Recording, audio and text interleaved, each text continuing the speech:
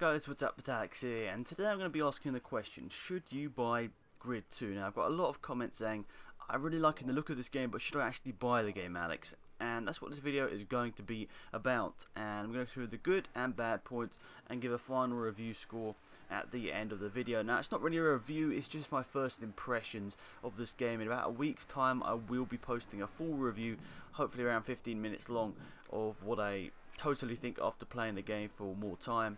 But this is what I've just noticed through the first couple of hours of playing the game, and just wanted to give you an update of whether I think you should buy this game or not. Let's get into the good points. The graphics are really, really nice. Now, I'm not sure about the Xbox or PS3 versions, but on PC, even ultra low looks really, really nice, and it's really, really well optimized, I think. Sadly, a couple of people, like F1 Racing Mad, will be an example, saying he can't run it on his PC. He doesn't know whether that's a problem with his PC or the game, but there are some problems for some people in that aspect. But I think overall, it is a well optimized game and has pretty good quality. The video I posted a couple of hours ago shows that even on lowest settings the game does look very nice, so that sort of backs that up.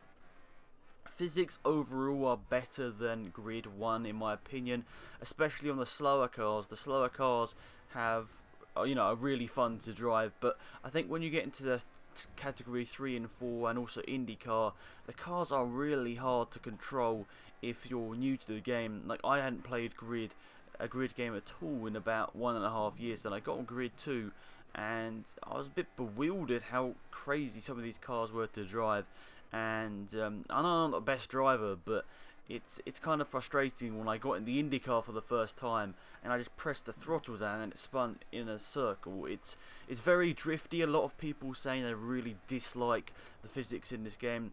I'd say in general it's probably a little bit better, but if you like fast cars, the physics aren't as good as Grid 1, and even Grid 1 didn't have the best physics because obviously it was more of an arcade racer.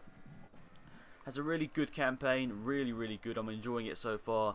I'm hopefully going to keep that sort of Let's Play up on this channel for the meantime. Let me know if you don't really like Grid 2, you know, Let's Plays, and I might shift it over to my second channel. And last up, online is very fun once you're in a clean lobby. For example, this lobby was fairly clean. I was in a lobby with Boss 96 and Arava here. I know they're great racers, so we could actually go to wheel and have some good racing.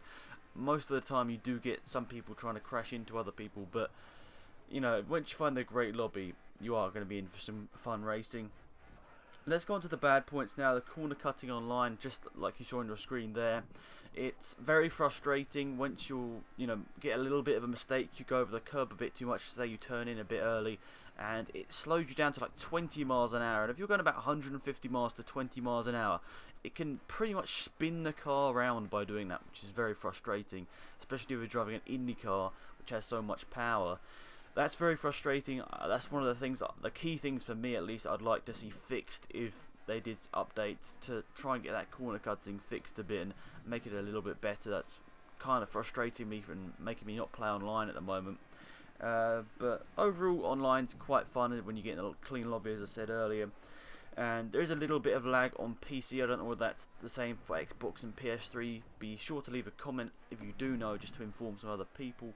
And also there's no cockpit view, so that's really kind of disappointing for the hardcore racing fans, that you can't drive from inside the car. You actually have to just drive from, for example, this view here, or looking at the back of the car. It's not as good as a cockpit view for many people.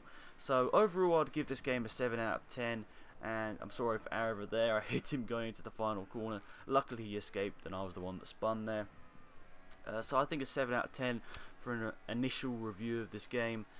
It's definitely got some stuff to be improved if they do updates, but I think it's a fun game, it's a solid game, but obviously I've only played it on PC, so I can only really say from a PC standpoint how the game is.